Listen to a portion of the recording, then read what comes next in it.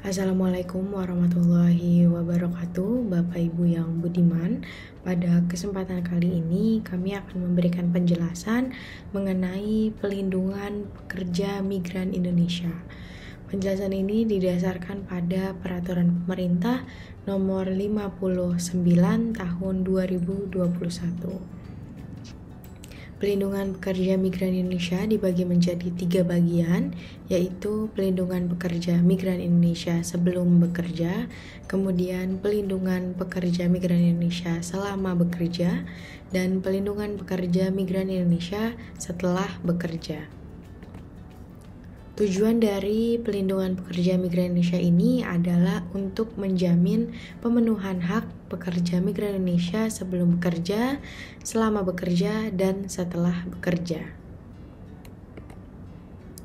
Pelindungan pekerja migran Indonesia ini dilaksanakan oleh pihak-pihak yang berwenang. Di antaranya adalah pemerintah pusat, kemudian perwakilan Republik Indonesia di luar negeri, kemudian Badan Pelindungan Pekerja Migran Indonesia atau BPPMI, kemudian pemerintah daerah dan pemerintah desa.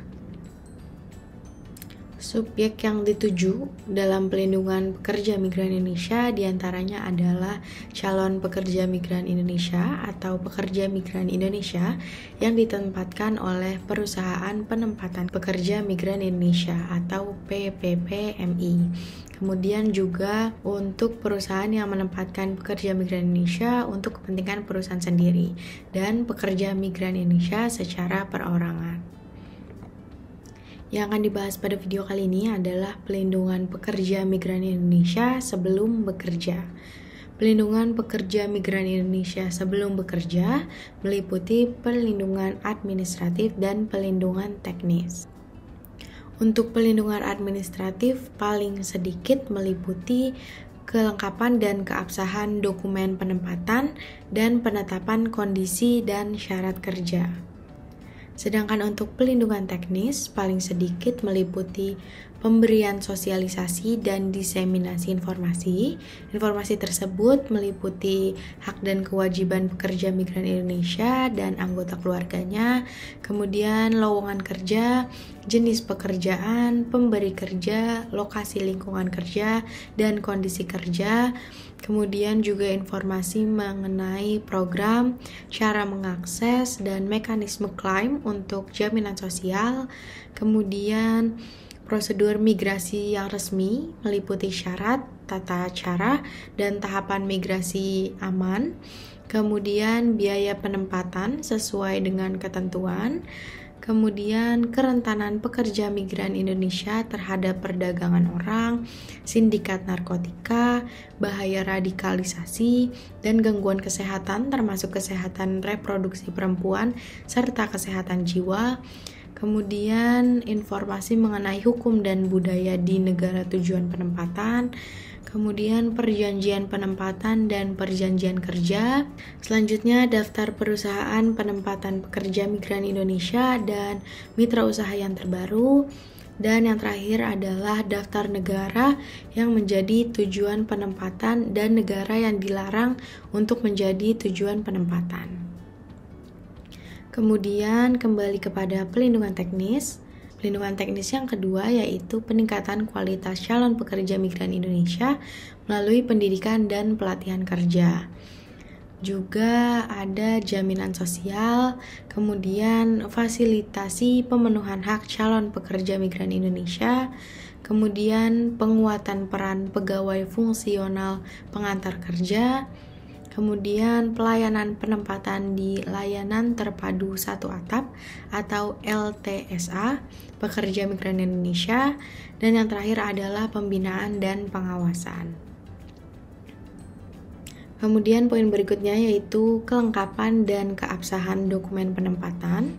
Dokumen penempatan ini meliputi surat keterangan status perkawinan. Bagi yang sudah menikah maka wajib melampirkan fotokopi buku nikah. Kemudian surat keterangan izin suami atau istri, izin orang tua atau wali yang diketahui oleh kepala desa atau lurah. Kemudian sertifikat kompetensi kerja, juga ada surat keterangan sehat berdasarkan hasil pemeriksaan kesehatan dan psikologi, kemudian ada paspor yang diterbitkan oleh kantor imigrasi setempat, kemudian visa kerja, perjanjian penempatan, dan perjanjian kerja. Dokumen-dokumen tersebut diverifikasi oleh Badan Pelindungan Pekerja Migran Indonesia atau BPPMI atau pejabat fungsional pengantar kerja atau petugas yang ditunjuk oleh Dinas Ketenagakerjaan. Kemudian kondisi dan syarat kerja. Kondisi dan syarat kerja ini ditetapkan dalam perjanjian kerja. Kondisi dan syarat kerja paling sedikit meliputi besaran dan tata cara pembayaran upah, kemudian jam kerja dan waktu istirahat, kemudian ada hak cuti, kemudian jaminan sosial atau asuransi, dan jaminan keselamatan dan kesehatan kerja. Poin berikutnya yaitu sosialisasi dan diseminasi informasi. Sosialisasi dan diseminasi informasi ini ditujukan kepada pencari kerja dan di dalamnya paling sedikit memuat pasar kerja luar negeri, tata cara penempatan, dan kondisi serta syarat kerja luar negeri. Informasi tersebut berasal dari perwakilan Republik Indonesia di negara tujuan penempatan, kemudian berasal juga dari mitra usaha di negara tujuan penempatan, dan berasal dari calon pemberi kerja. Untuk informasi yang didapatkan dari mitra usaha dan calon pemberi kerja di negara tujuan penempatan, maka informasi tersebut harus diverifikasi oleh atase ketenagakerjaan atau pejabat dinas luar negeri. Kemudian, pemberian informasi tersebut dilakukan oleh Layanan Terpadu Satu Atap atau LTSA Pekerja Migran Indonesia. Jika Layanan Terpadu Satu Atap atau LTSA Pekerja Migran Indonesia belum terbentuk, maka pemberian informasi itu dilakukan oleh Dinas Daerah, Kabupaten atau Kota atau Badan Pelindungan Pekerja Migran Indonesia. Pemberian informasi tersebut melibatkan pemerintah desa dan dapat dilakukan secara daring atau luring. Kemudian poin berikutnya yaitu peningkatan kualitas calon pekerja migran Indonesia yang dilakukan dengan pendidikan dan pelatihan kerja. Peningkatan kualitas calon pekerja migran Indonesia ini dilakukan melalui standarisasi kompetensi pelatihan kerja serta sistem pendidikan dan pelatihan kerja berbasis kompetensi sesuai dengan jenis pekerjaan yang akan dilakukan. Kemudian juga dengan revitalisasi dan optimalisasi balai latihan kerja pemerintah pusat dan pemerintah daerah. Kemudian dengan pengalokasian anggaran pendidikan dan pelatihan kerja pada anggaran pendapatan belanja negara dan anggaran pendapatan belanja daerah.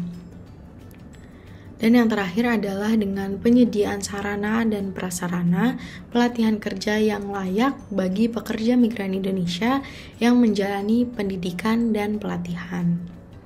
Pendidikan dan pelatihan kerja untuk calon pekerja migran Indonesia ini diselenggarakan oleh pemerintah pusat, pemerintah daerah, provinsi, dan pemerintah daerah kabupaten atau kota sesuai dengan kewenangannya.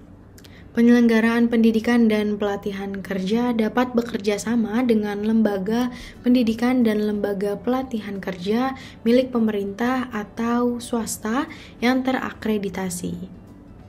Penyelenggara pendidikan dan pelatihan kerja pada pemerintah pusat, pemerintah daerah, dan swasta harus memiliki tenaga pendidik dan pelatih yang kompeten.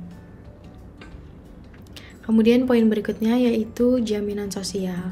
Jaminan sosial pekerja migran Indonesia dilaksanakan melalui sistem jaminan sosial nasional. Jaminan sosial ini meliputi jaminan sosial kesehatan dan jaminan sosial ketenagakerjaan. Kemudian fasilitasi pemenuhan hak calon pekerja migran Indonesia. Pemerintah memfasilitasi pemenuhan hak calon pekerja migran Indonesia.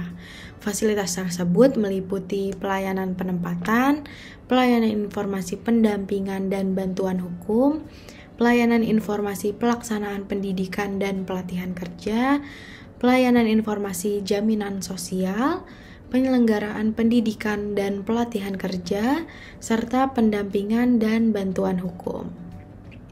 Pelaksanaan fasilitasi pemenuhan hak tersebut diberikan kepada calon pekerja migran Indonesia sejak calon pekerja migran Indonesia terdaftar di Dinas Pemerintah Kabupaten atau Kota sesuai dengan perjanjian penempatan. Demikian informasi mengenai pelindungan pekerja migran Indonesia sebelum bekerja yang didasarkan pada Peraturan Pemerintah Nomor 59 Tahun 2021. Semoga penjelasan ini dapat bermanfaat. Wabillahi taufiq wal hidayah. Wassalamualaikum warahmatullahi wabarakatuh.